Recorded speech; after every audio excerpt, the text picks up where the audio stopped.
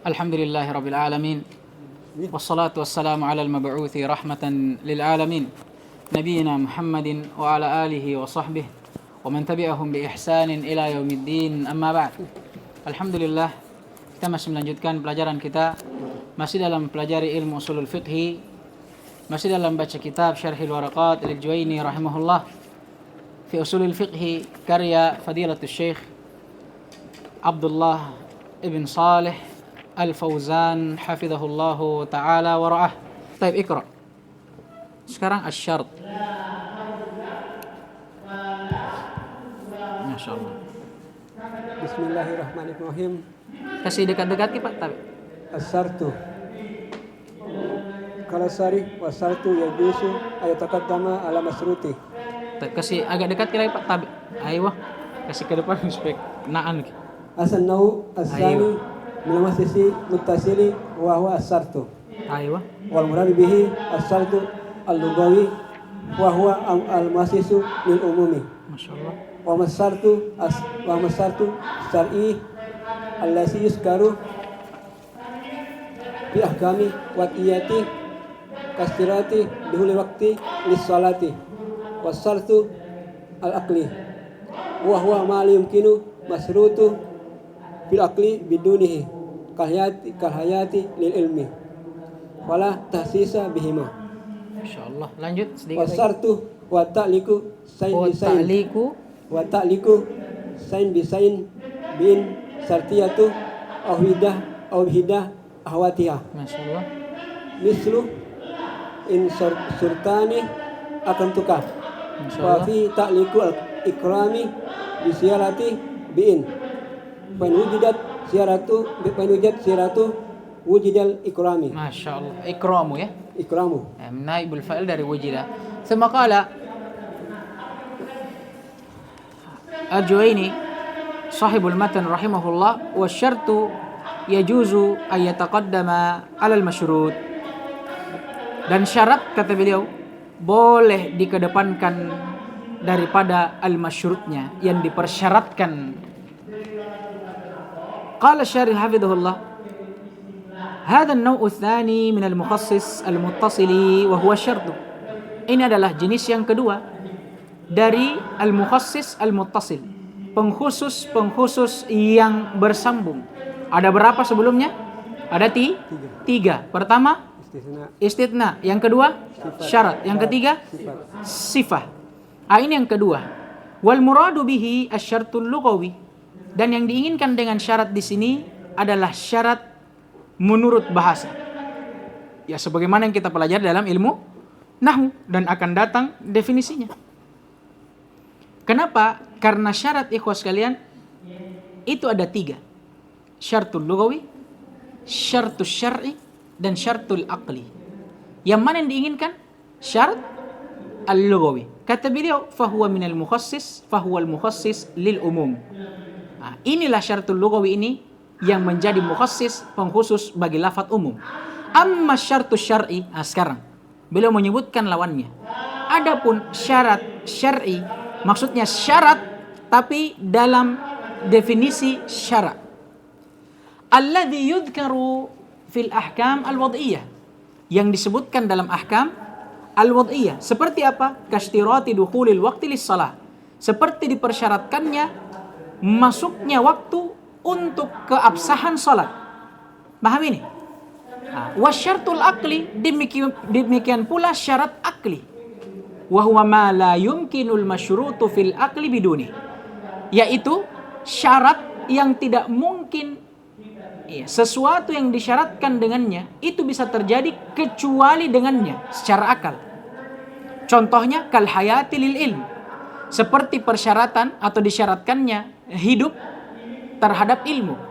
Maksudnya orang dikatakan alim, berilmu, salah satu syaratnya apa? Dia harus hidup dulu.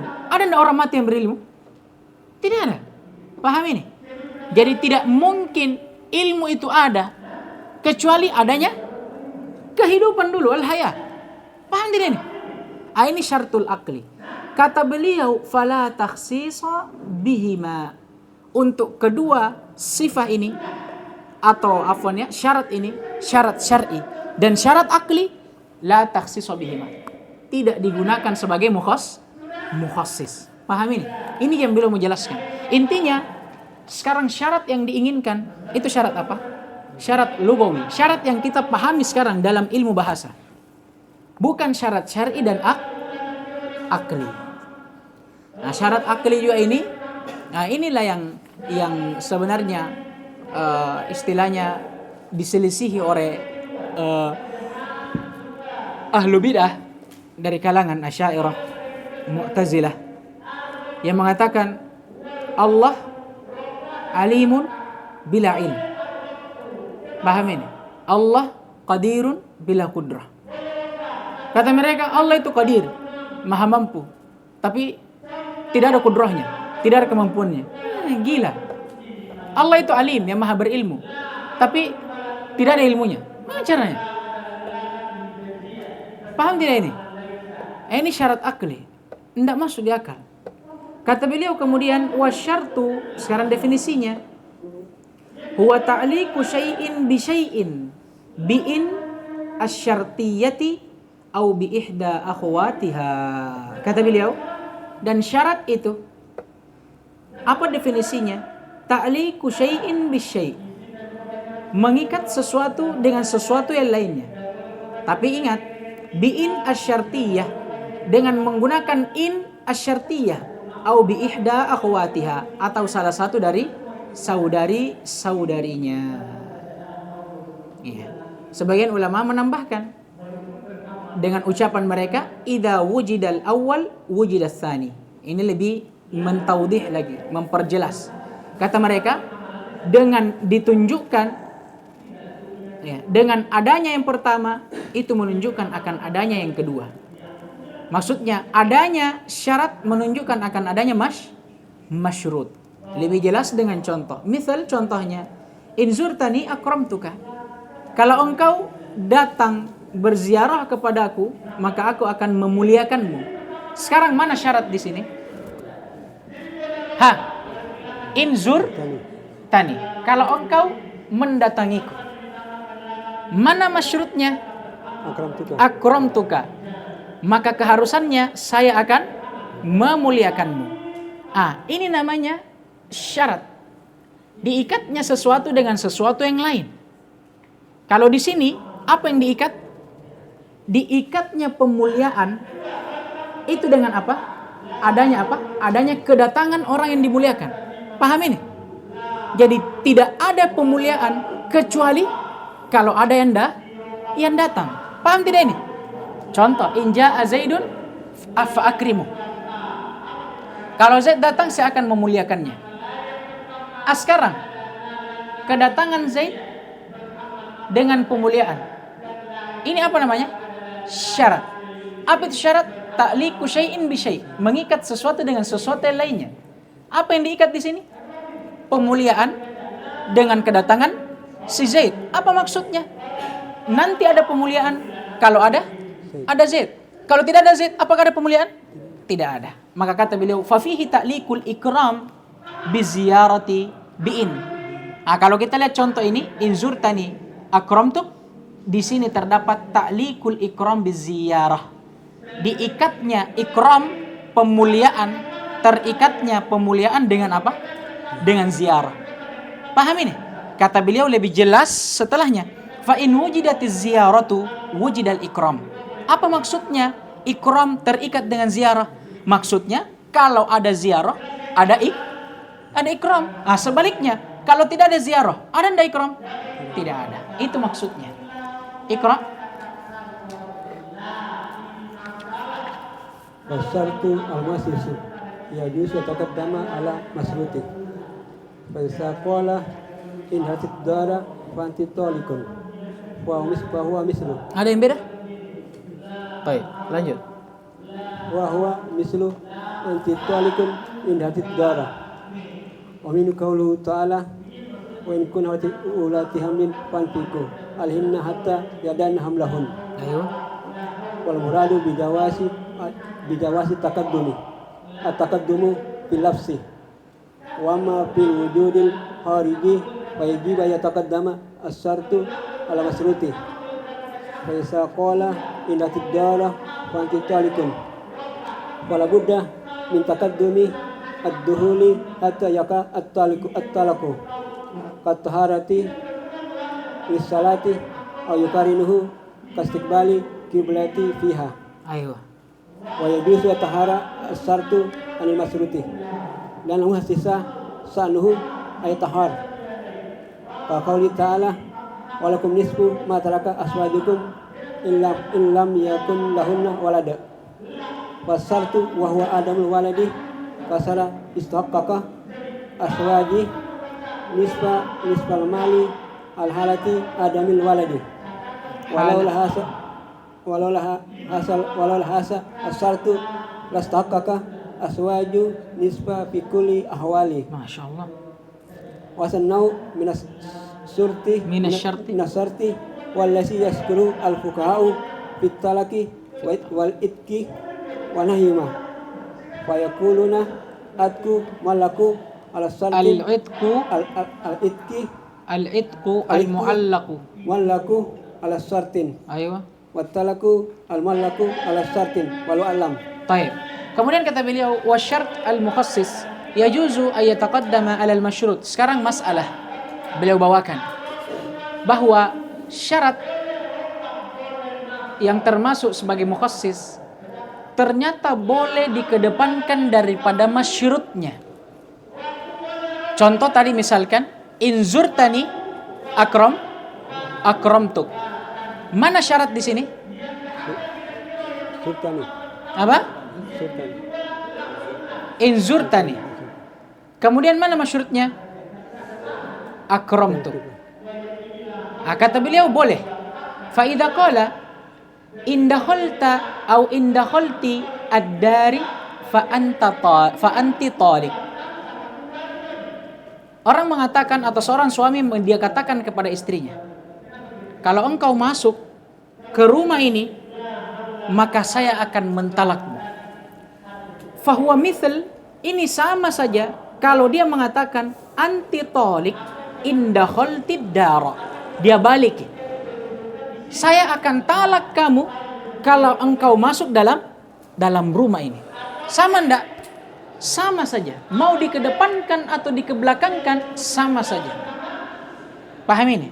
Kata beliau wa minhu qauluhu ta'ala wa in kunna ulati hamlin fa anfiqu alaihinna hatta yada'na hamlahun. Ini ayat tentang istri-istri yang ditalak bain oleh suaminya. Talak bain, talak 3. Talak putus sudah itu. Talak jatuh. Paham ini? Ya bahasa kasarnya sudah cerai sudah. Paham ini? Asalnya seorang istri yang sudah ditalak bain maka sudah terputus semua kewajiban dari suami ke istri dan hak istri atas suami. Tapi dalam ayat ini kata Allah, wa in kunna ulati hamlin, kalau istri yang engkau talak dalam keadaan dia hamil, fa anfiqu alaihinna, tetap engkau wajib untuk menafkahinya hatta yada'na hamlahun, sampai dia melahirkan. Paham ini? Intinya di sini sekarang syarat dengan masyrutnya. Kata Allah, wa in kunna ulati hamlin fa anfiqu alaihinna hatta yada'na hamlahun. Mana syarat? In kunna ulati hamlin. Mana masyrutnya? Fa anfiqu alaihinna. Yang mana yang dikedepankan ini? Syarat atau masyrut? Syarat. Alal masyrut. Berarti asalnya ya fi ghairil Quran. Kalau di luar Al-Quran, boleh enggak kita katakan fa anfiqu alaihinna in kunna ulati hamlin? Boleh atau enggak? Boleh. Ya, ini fi ghairil Quran ya. Kalau dalam Al-Quran itu tidak boleh. Kemudian kata beliau, wal muradu bi jawazit taqdim at-taqdimu fil lafzi. Perhatikan, yang diinginkan akan bolehnya atau tentang bolehnya dikedepankan syarat atas masyrutnya itu pada lafaz. Wa amma fil wujud al-khariji fayajibu ay yataqaddama asy-syartu 'alal masyrut. Adapun pada wujud al-khariji, bahasa ringkasnya fil waqi', pada kenyataannya dan kejadiannya tetap wajib dikedepankan syarat di atas wajib dikedepankan syarat atas masyurutnya. Fa idza qala, maka kalau ada seorang yang mengatakan indakhaltid dara fa anti taliq, kalau engkau masuk ke dalam ruangan ini, ingat, maka engkau akan saya talak. Fala budda min taqaddumid dukhul hatta yaqut talaq. Di sini harus dulu terjadi apanya? Syarat atau masyurutnya dulu? Syaratnya wajib dulu, baru terjadi masyurutnya. Kalau ada seorang suami mengatakan, kalau engkau masuk ke dalam rumah ini, saya akan talak kau. Kapan suami ini bisa mentalaknya? Kalau dia masuk. Sekarang, masuknya seorang istri ke rumah, ini syarat atau masyurut? Syarat. Mana masyurutnya? Ditalaknya dia oleh suaminya. Sekarang, yang mana yang wajib dikedepankan? Syaratnya, dia masuk dulu atau tolaknya? Syaratnya. Paham ini? Nah, makanya dalam segi lafaz boleh dia dikedepankan atau diakhirkan, tapi dalam segi makna wajib dikedepankan syaratnya. Paham ini? Paham tidak? Nah, sekarang contoh misalkan in kharajti fa anti taliq. Kalau engkau keluar dari ini rumah, saya talak kau. Mana syarat, mana masyurut? Keluarnya istri dari rumah, ini syarat. Mana masyurutnya? Ditalaknya dia. Sekarang secara lafaz boleh kita balik. Saya akan talak kamu kalau kau keluar dari rumah. Bisa tidak? Bisa. Tapi secara lafaz, tidak boleh secara hakiki. Tidak boleh suaminya mengatakan, kalau kau keluar dari rumah, saya talak kau. Tiba-tiba belum keluar dari rumah dia talak. Ditanya, kenapa kau talak kau? Belum keluar dari rumah. Ikan boleh dikedepankan masyurut ala syarat. Boleh enggak itu? Enggak boleh. Paham ini? Walaupun secara lafaz itu boleh, tapi secara waqi'nya, kenyataan dan kejadiannya tidak boleh. Paham ini tak? Lebih jelas dengan contoh. Kata beliau, fala budda min taqaddumid dukhuli hatta yaqut talaqu. Atau yaqa'a at-talaqu. Maka dalam contoh ini tidak wajib ya dikedepankan dukhul dulu. Masuknya istri ke dalam rumah, baru terjadi tolak. Tidak boleh dia tolak sebelum istrinya masuk ke dalam rumah. Waqat taharati lis-shalah. Sama. Toharo dengan sholat. Sekarang yang mana syarat, yang mana masyurut? Toharo syarat. Masyurut sholat. Maksudnya apa? Sholat tidak bisa syah kecuali dengan toharo. Sekarang, kalau dikatakan syarat syahnya sholat adalah toharo, bisa enggak kita sholat dulu baru berwudu? Enggak bisa. Harus berwudu dulu baru sholat. Paham jadi tak? Kemudian kata beliau au yuqarinu, atau paling tidak kalau bukan dikedepankan bersamaan. Paham ini? Contoh kastiqbalil qiblah fiha. Syarat menghadap kiblat fiha fi shalah, dalam menunaikan salat. Paham ini? Ya boleh kita menghadap kiblat dulu baru takbir. Ya boleh kita takbir sambil menghadap kiblat. Intinya syarat dengan masyurut boleh dikedepankan salah satunya di atas yang lainnya dan boleh diakhirkan, tapi secara lafaz. Adapun secara waqi' wajib dikedepankan apa? Syarat baru masyurut. Itu intinya. Paham atau tidak ini? Kemudian kata beliau, wa yajuzu ayata'akhkhara syartu anil masyurut, dan boleh syaratnya diakhirkan dari masyurutnya, li'annal mukhassis sya'nuhu ayata'akhkhar, karena yang namanya mukhassis memang sya'annya asalnya, keadaan asalnya itu diakhirkan. Pahamin? Kaqaulihi ta'ala, sebagaimana firman Allah Subhanahu wa taala, walakum nisfu ma taraka azwajukum illam yakun lahunna walad. Ini firman Allah terhadap para suami yang ditinggal mati oleh istrinya atau istri-istrinya. Kata Allah, untuk kalian para suami, kalian berhak mendapatkan setengah dari harta peninggalan istri-istri kalian. Tapi ternyata firman Allah Subhanahu wa taala ini bersyarat. Apa syaratnya? Illam yakun lahunna walad. engkau bisa mendapatkan setengah harta kalau kalau istrimu yang meninggal tidak memiliki anak keturunan.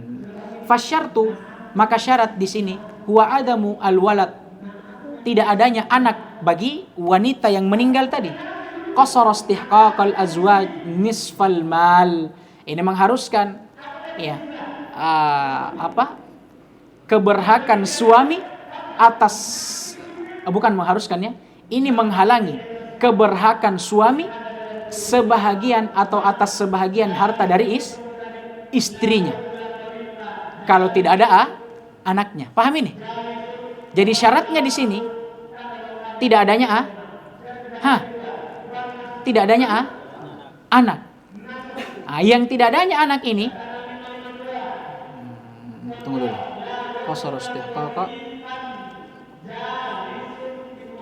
Qasara di sini berarti bermakna apa kira-kira bagusnya? Iya, bisa juga membatasi. Apa yang lebih bagus kira-kira?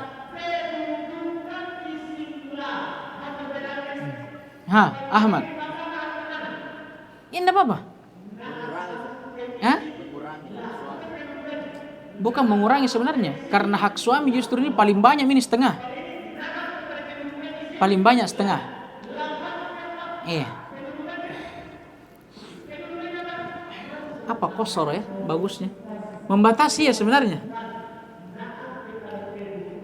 Dan syaratnya di sini kata beliau itu adanya atau tidak adanya anak bagi sang istri yang menjadikan keberhakan suami itu atas setengah harta istrinya.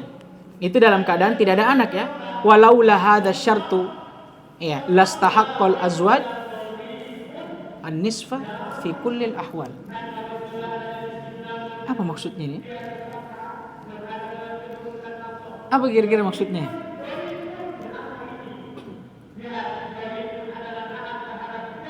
Lastahaqqal azwaj an-nisfa fi kulli al-ahwal.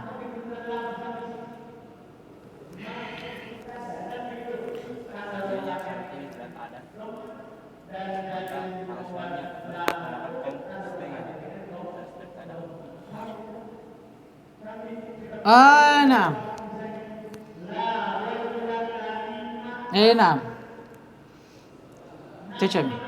Kan Allah bilang tadi, suami bisa mendapatkan separuh harta istri kalau tidak ada anak. Berarti kalau ada anaknya, enggak dapat setengah. Maka kata beliau, andai kata tidak ada ini syarat di sini, maka pasti suami akan mendapatkan setengah. Paham gitu? Karena dia tidak mendapatkan setengah kalau ada anak. Berarti kalau tidak ada, dapat berapa? Dapat setengah. Jazakumullahu khaira. Allah yabarik fikum. Kemudian kata beliau, wa hadha an-naw'u min asy-syarti huwa alladhi yadhkuruhu al-fuqaha'u fi at-talaqi wal-'idki wa nahwihima. Dan jenis dari syarat inilah yang disebutkan oleh para ahli fikih dalam permasalahan talak, dalam permasalahan itik. Apa itik? Pembebasan budak, wa nahwihima, dan yang semisal dari keduanya. Fayaqulun, nah, maka mereka berkata, al-itku al-mu'allaqu ala syartin. Itik, pembebasan budak itu terikat dengan suatu syarat. Begitu pula at-talaq al-mu'allaq ala syartin, juga diikat dengan syarat. Wallahu taala alam. Kita lihat waktu. Baik, masih bisa. Bismillah. Al-mutlaqu wal muqayyidu. Wal muqayyidu bisifati yuhmalu alaihi mutlaqu.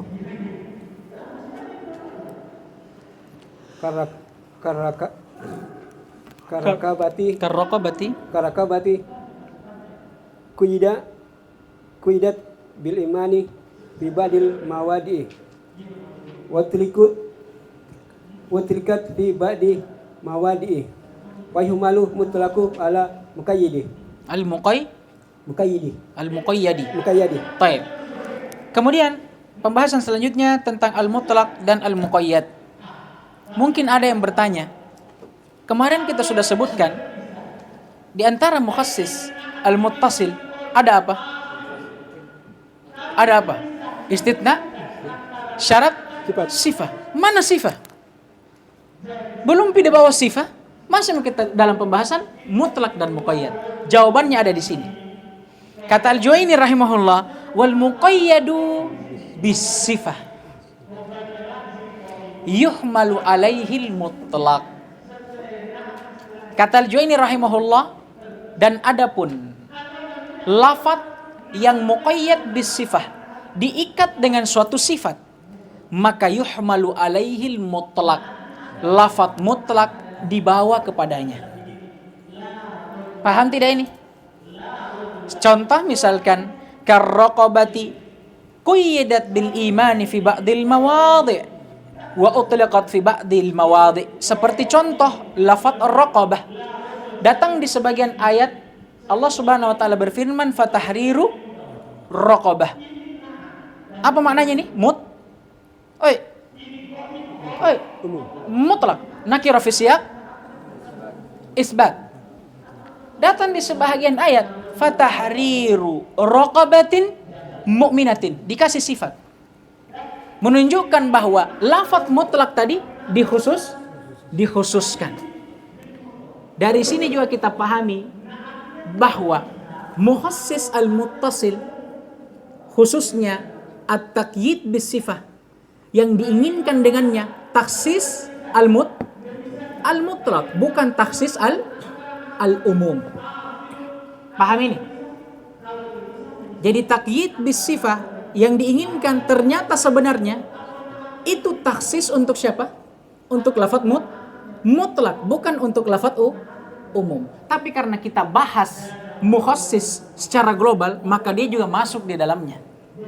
Karena akan datang pembahasan lafaz umum dengan lafaz mutlak itu mirip dalam satu keadaan, sama-sama memiliki makna umum, tapi bedanya umumnya lafaz am itu syumuli dan umumnya lafaz mutlak badali.